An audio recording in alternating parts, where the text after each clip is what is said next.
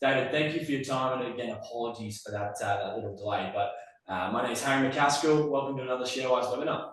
Thanks, Harry.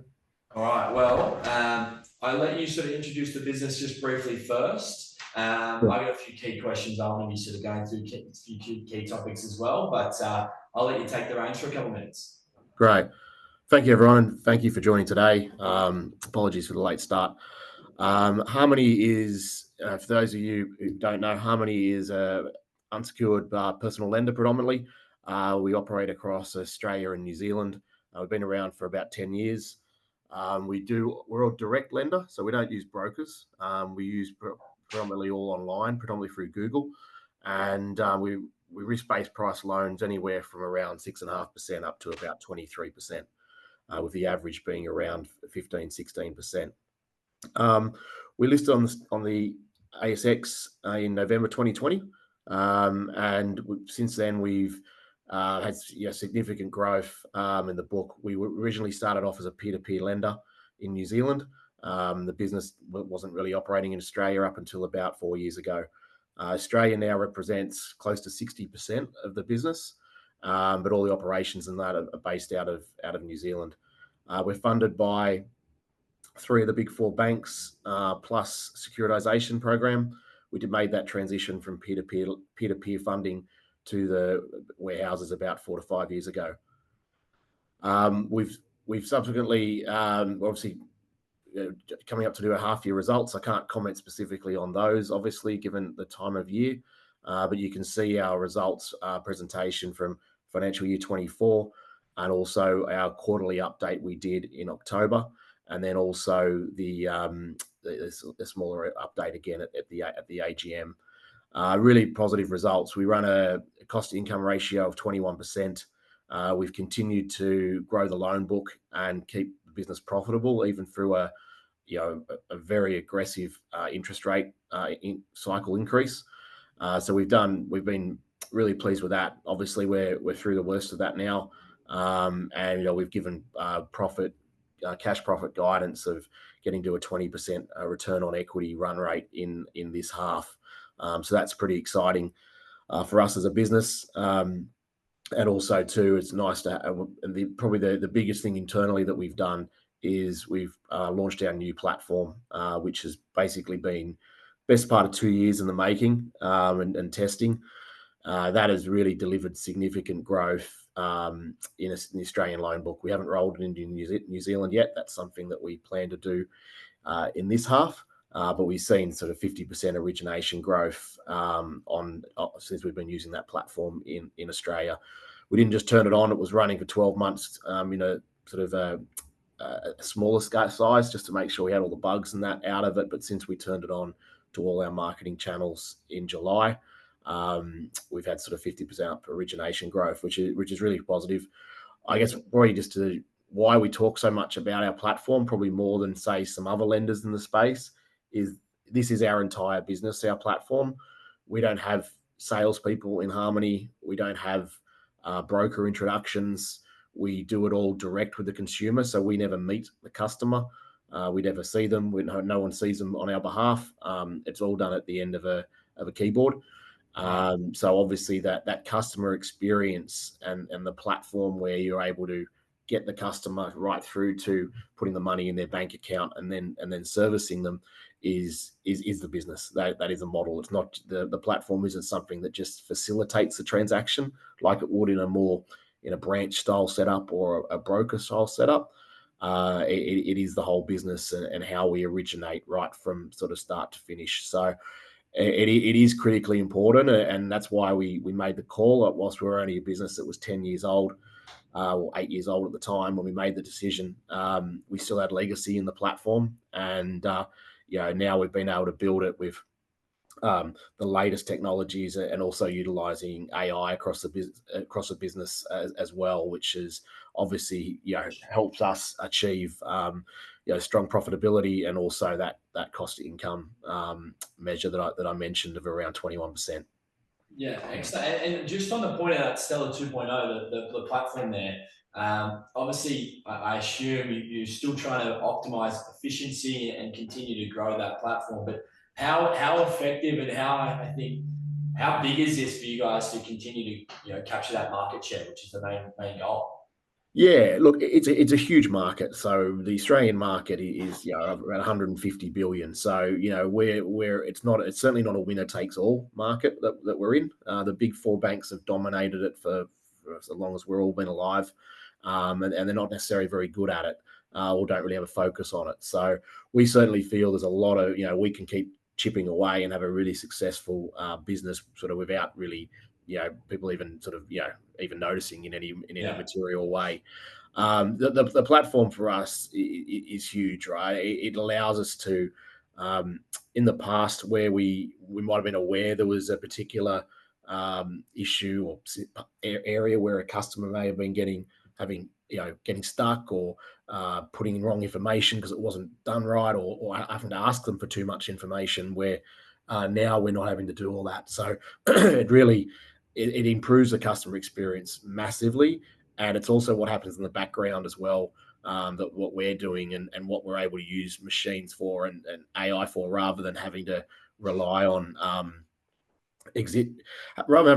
humans to do things. And when we started the business 10 years ago, we used machine learning from then, which is a form of AI. And the reason that was, we had to have consistency across our credit underwriting. We were peer-to-peer funded. We had 30 different risk grades, and mums and dads investors were investing money expecting a certain return on the risk grade that they went for. So it was really important we had consistency in what how much we were lending, and what profiles we were lending to.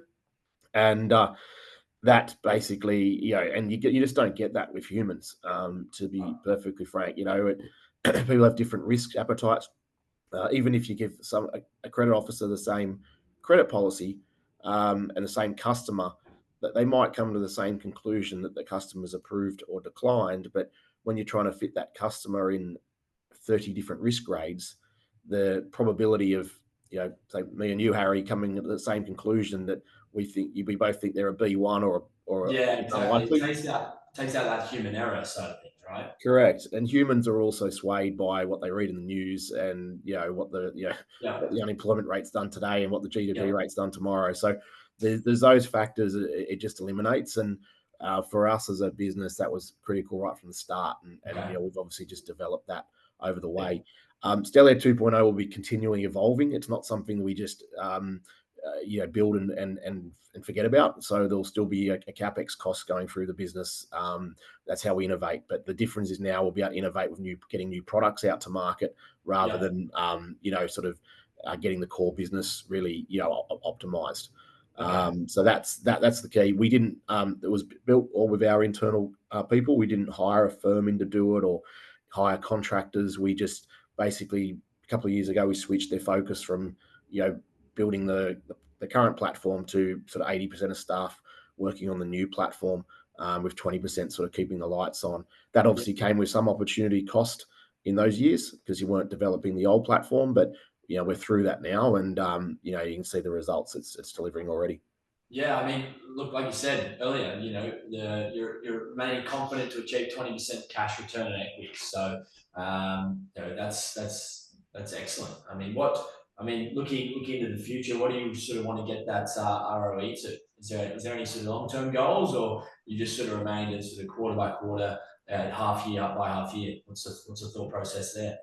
Yeah. Look, obviously, when the company I used to run prior to this for Flexi Group, or now called Hum, back when I was there, we used to run a 20% return on equity then, and that's something that I've always felt is appropriate for this type of business. You obviously want to be returning better than the banks, for risk profile reasons. It's something that will continue to grow as long as we can run our balance sheet efficiently, which we do.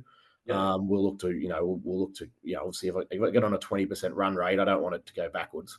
Yeah, of course. Yeah, you definitely not. That's probably a key indication of growth. Yeah. Now we've got a few questions coming in, but I imagine there's probably a few other key topics you want to cover yourself before we sort of run into a few of these questions. So, is there any sort of other things, I guess, for new or current shareholders you'd like them to know over the last sort of year, 2 years of how the business has been going, and looking into 2025? Yeah, look, I think from my side, and I'll take questions, shortly. I've never been so excited about where the business is at. It's like we've gone from having it's probably in comparative purposes to some financial services businesses, we still had a really good, platform, and we did.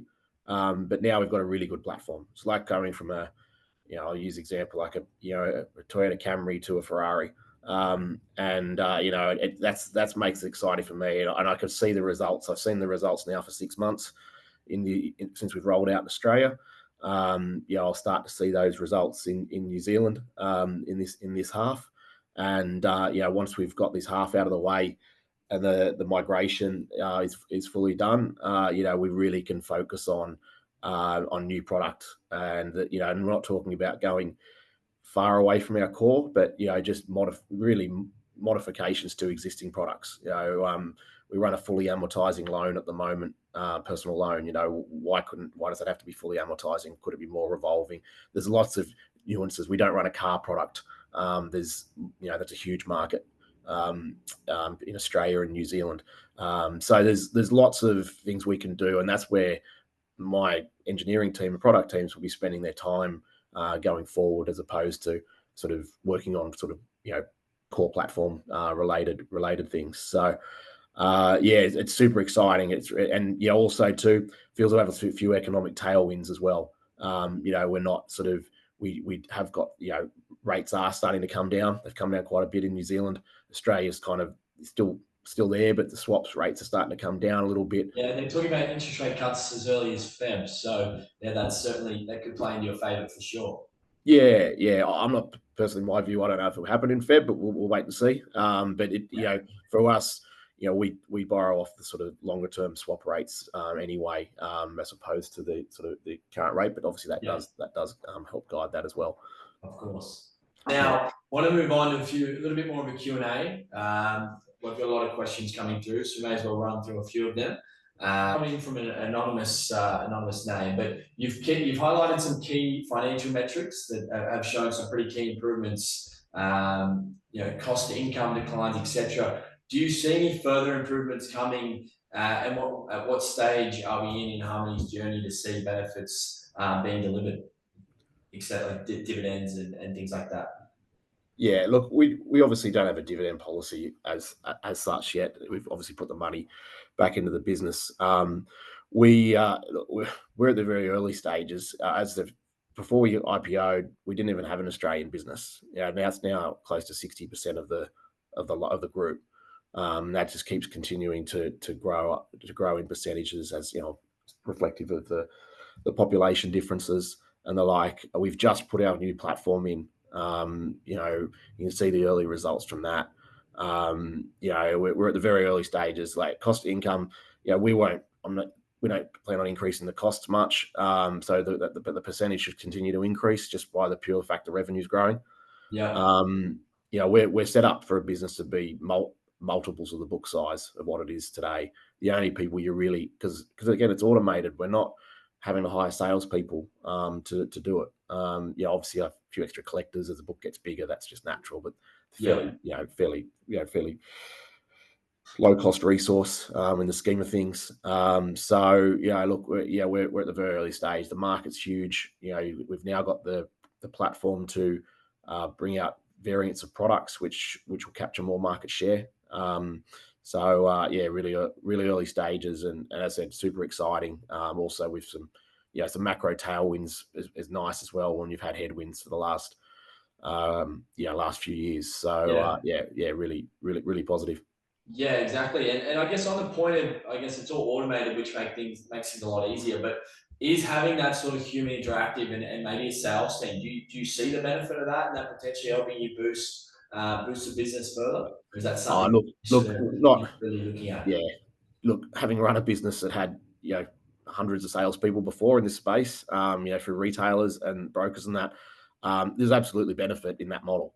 You need that. It doesn't work otherwise. Yeah. Our model's just not that. Our model is direct. So we don't have that. We have people that help people through applications and stuff. So people that might get stuck and things like that. So we absolutely have a call center that deals with, situations where a customer might have questions or whatever, we definitely have that. There is always some value in human touch at the right points in the process. But yeah, look, it's not something that we want to get into. We feel the market is large enough in the sort of digital direct space. There's plenty out there that do brokers and the like, and that's fine. I run a business like that myself. But it's just, we think that there's enough gas in the tank to get us to where we want to be in the current operating model. Just cut out there at the end. So would you be able to repeat that last bit? I just said I think we've got enough gas in the tank for the just missed a couple of letters there. Now, looking at the loan book growth, most of the new business comes from Australia. When do you see that growth picking up? In the New Zealand side of things, and Stellare, 2.0. It's been rolled out in Australia, but I guess what's the plan for New Zealand and I guess seeing a little bit more growth? Yeah, so there's two things happening in New Zealand. Obviously, we haven't rolled out Stellare 2.0. That should go by the end of this quarter that we're in now. The other part that already has changed is and we mentioned this in our AGM update in November. The New Zealand government repealed some pretty ugly legislation that the previous government implemented, and that made a pretty material impact to our originations. I think we had our best month in over 12 months once we basically modified the process to the new legislation, which is kind of going back to the old one in some ways. So that certainly has helped New Zealand since. But particularly combination of that and the new platform going out this half will be the catalyst for that. Do you see any regulatory issues in Australia at the moment, or is it pretty smooth sailing at this point where you guys are at? No. It's we run a regulated personal loan product where we charge interest. It's the same as what the banks do. It's been around for 30, 40 years. It's not some sort of new product that's sort of sitting on the edges of the legislation or the like. So no, there's nothing. There's continual changes we have to make to privacy and consumer data rights and things like that, which we're always constantly sort of doing as laws change. But there's nothing around the product per se. Yeah, and then I guess moving a little bit away from regulation and things like that. When it comes to key challenges, because everything's not all sunshines and rainbows, right? It never is, no matter what business you're in. And you've done very well to achieve the platform, get that up and running. And that's the really, I guess that's going to be the big growth driver for 2025 and hopefully see some shareholder results. But what are going to be the key challenges this year? And what's the sort of plan to sort of combat those and really get through the challenges? Yeah, look, I think, for once being able to sit here and say, all the key metrics are going in the right direction is fantastic, right? And I agree, running a business isn't all, would you say, roses and sunshine? If there was, I wouldn't have a job. We'd just get a robot to do it. Exactly. So, but look for us internally is obviously getting New Zealand rolled out and getting the migration of the old loan book. So that's not putting new customers on it. That's already done. It's obviously doing that, which we've sort of got a plan in place to do by the end of this financial year. But obviously you've got to do it. Obviously, and making sure our products stay, we innovate enough to stay, I won't say relevant, but become more relevant in the market.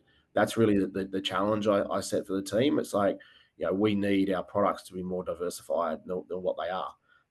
It's a huge market. As I said before, we soft launched a car product a few years ago. It worked quite well, but when we decided to go with the new platform, we parked it, no pun intended. But we parked that car product whilst we got everything else done, and that's something we can look to go back into. And there's other things like that. So the challenges for the team really this year is to get the new platform fully operational across everywhere and migrated, and to come up with new solutions that we're able to offer to get more customers for the same marketing spend. Really, that's what we want to do, is increase the conversion of customers we get into loans. Okay, so increasing the, I guess, the portfolio of product services, and in turn, that's going to increase revenue and growth in the future. Yeah, doing it all with the same sort of cost base, right? That's Yeah. what the difference with our business is. It's a platform-based business. I don't want to see costs and income growing at the same level. That's just, that's not You good want business. bigger margins, same Yeah, cost. I want that cost to income to continually grow with a high return on equity, right? If I can achieve that, I think we've got a really valuable business. Yeah, definitely. I mean, that's the key. Now, we've had a question come through from Peter asking, is it your intent to put out quarterly updates towards the end of this month, the quarterly update? Look, we do put quarterlies out in our non-half year and full year. I prefer to put I honestly prefer to put the results out with the results, like in February. So February 21 is our results release date. Is that the first half of the financial year? Yeah, that would be our first half. We'll continue to put quarterlies out, in April and October, I guess it is. But my preference is to do the results, in February and August, when we've got all the final numbers and the like. There was a while there where people were putting out pre-releases and that. Look, I'm saying I will never do that again, but my preference is just to put it out so you get the full complete picture. All at once. There's no sort of surprises or anything like that. Yeah, not that there's ever any surprise. I think it just takes the emphasis off the results, and people don't see the detail when you do those early releases. I think, doing those kind of takes the heat out of the proper result, and I think the proper result is really the right result to look for. Yeah, definitely. And just quickly, you mentioned, obviously getting the name out there, sort of thing. Getting more products, getting more services, and being able to increase that margin there. Is there a big push for marketing at the moment? Is there certain things to actually get the name out there and I guess get more eyes on Harmoney? No, not really. We've sort of gone away from. We don't sort of do traditional marketing, and I'm not personally worried about walking down the street and people knowing what company I work for. It's not. We don't sort of. I've seen some of our competitors sponsor big events and put names on trams and things like that, and buses and that, and that's okay. That's their strategy. We use ours is all through digital. So, and that's just the way we operate. We're not looking to spend. We're not really spending much more on marketing than we did the year before. It's all about getting more of those customers into loans, which if I can increase that by 50% or double that, my return on marketing spend, goes up by significant doubles, right? Yeah. So we feel we're getting enough customers through already from a marketing perspective, so we don't need to go spending large amounts of money. Would a big brand advertising campaign help with customer recognition? Sure, it would, but it's hard. It's very hard to measure. And it can be quite costly, particularly in Australia. But we're getting consistently 10,000 customers sign up to an account with us every month, and that's been the case for years now. So I think when someone's interested in the particular area, they look at it. They start an application anyway. Would it help if everyone knew the brand name? Yeah, it would at certain parts of it. But look, we're not in. It's no short sort of term strategy to really boost that. Yeah, no, that's understandable. I mean, you're at the point where you'd rather spend money efficiently, effectively on things work, rather than sort of take that risk and not know the result of doing a big brand advertising push sort of thing. Well, it's just we feel we've got enough opportunities right in front of us without having to invest in that. If we were scratching our head for ideas on what to do next, maybe you might go there, but we've got like a roadmap of years ahead of us, that we feel that simply doesn't require that investment. Right. I mean, if there's no need, there's no need, right? That's as simple as that. Exactly. I'd rather get the returns Now, I've out. had another one come through from Michael. Lots of operational leverage, timing of interest cycle, turning and an open register on a very compelling valuation. Do you get concerned about mergers and acquisitions? Is the main question. Oh, look, not really. Like, we're owned 30% by management, and the business is, everyone's super engaged, and we're excited about where we're headed.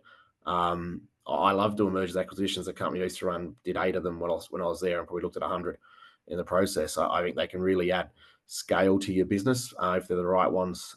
We've had, various opportunities approach us in the last 12 months, and I've honestly seen them as distractions.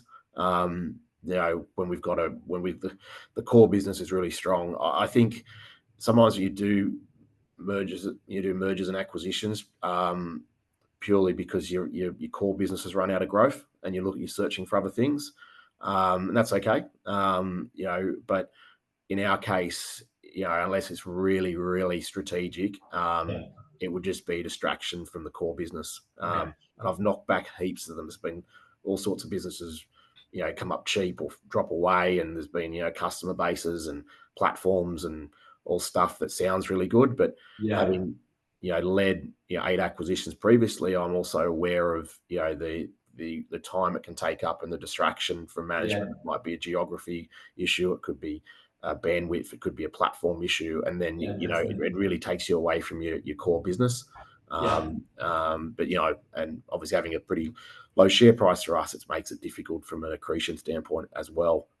So we just bunkered down the last couple of years, got the new platform right, and now that makes us easier for us to do an acquisition now, because it's a far more structured. I guess everything's structured. It's built on current technologies in a very simple way, as opposed to kind of a peer-to-peer platform that was built 10 years ago on older technology. Yeah, and I mean, it sounds like from what you've just said, the only reason or the only way you'd be doing an M&A, merger and acquisition, is if it was very, very specific, very, very strategic, and there was significant upside. Yeah, that's right. Now we got one from Mark, and he says, elephant in the room. With a share price about 15% of the IPO, what is it going to take to see this increase substantially? Now, I mean, there's obviously, you can't give a specific answer. I guess, Mark, to answer your question from my side of things as a broker, you want to see the business continuing to grow and hitting expectations. But David, I know you've already touched base on a few growth things there for 2025, the platform and things like that. But any comment you want to make on that? Just look at the results, right? Like, at the end of the day, judge us on results, don't judge us on perception. I do think we had, the fact of the, obviously the interest rate increase. Like, I'll probably give you a bit of anecdotal. I've probably done more meetings and more of these sorts of things in the last 3 months, or 3 to 6 months, than I have in the 3 years before that. And that's not because I was being lazy. We were doing the same, trying to targeting and the like, but so many people just weren't interested because they didn't know where interest rate cycle was going to end. And seeing a business that's, you're trying to do a valuation, that obviously affects your discount rate. Our business is borrowing money, so it obviously affects your profitability. So there's a lot of factors in there that people just kind of went all too hard, right? I guess and then too small, and whatever, don't have mandate, the liquidity, don't have the mandate for whatever it was. There was plenty of excuses. Whereas probably what I'm seeing now is people actually being a bit more optimistic and sort of saying, okay, you've gone through a cycle, you're profitable, you've got your new platform, you've got well funded. There's a lot more things going there. So, I think just value us on earnings and relative to our peers and growth potential. I think if we were valued fairly like that, I would like to think, maybe the IPO price was a, point in time when, online businesses were valued very, very highly. We're not the only one that listed in 2020, 2021, in the fintech space. For revenue multiples and all those things that, people were, laugh at now, and I do myself too.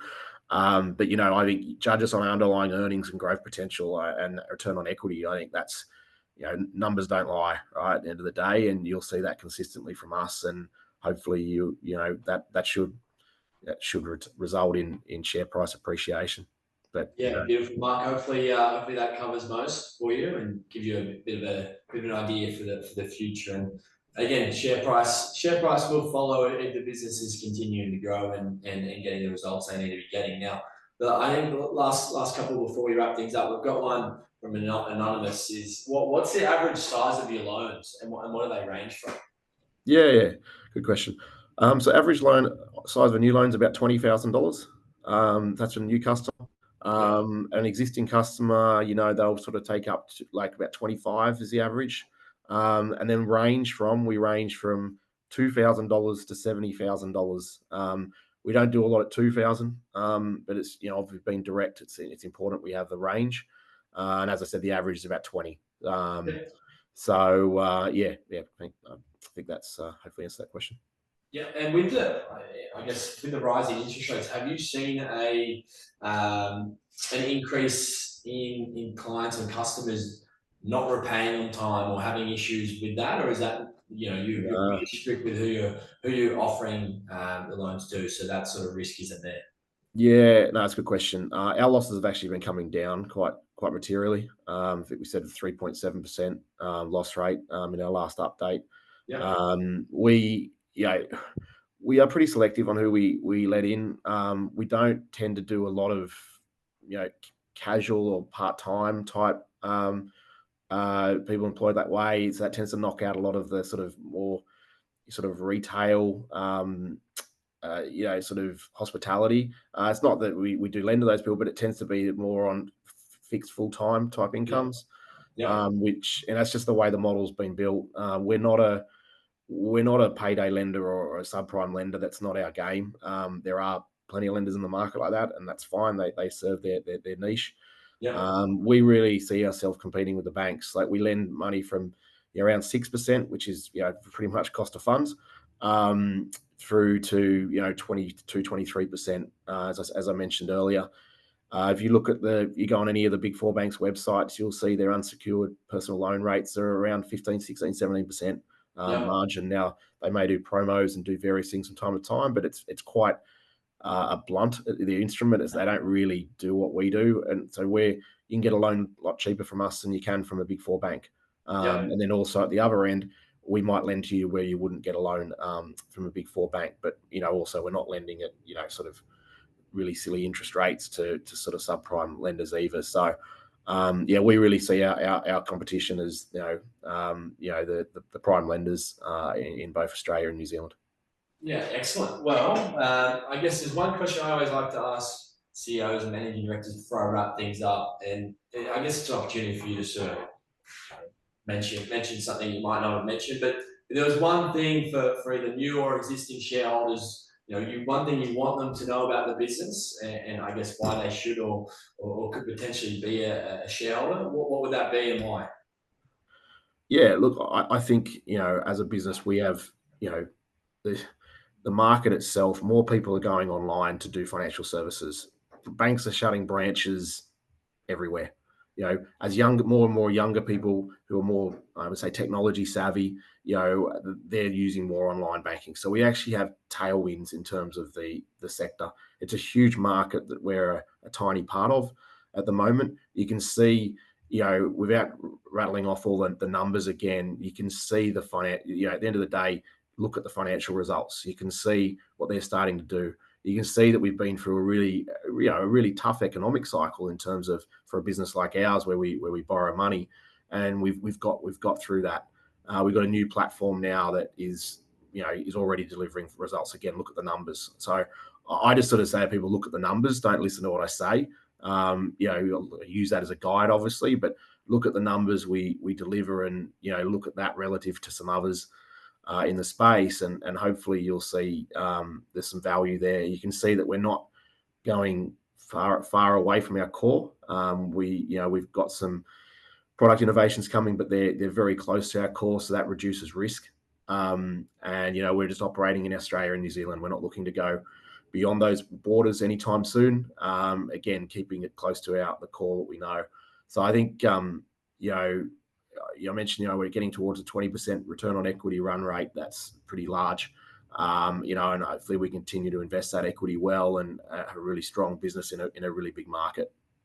Excellent. Well, David, and obviously as interest rates drop, and if they do, well, your margins are just going to get bigger as well. So that's a lot of exciting things coming up now. You pass that sort of, the uncertainty with interest rates. But thank you for taking your time out of your busy schedule. I apologise again for the start of that. And that's okay. We got there in the end. Even in the middle of that, just sort of wigged out on my end. So I apologise. But everyone, thank you for watching.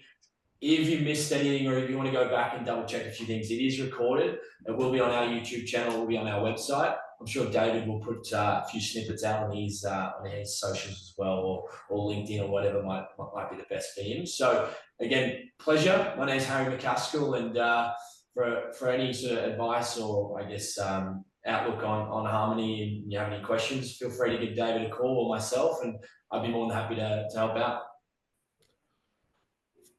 Thanks, Harry. Thanks everyone for their time today. Awesome. Cheers. Take it easy. Talk soon.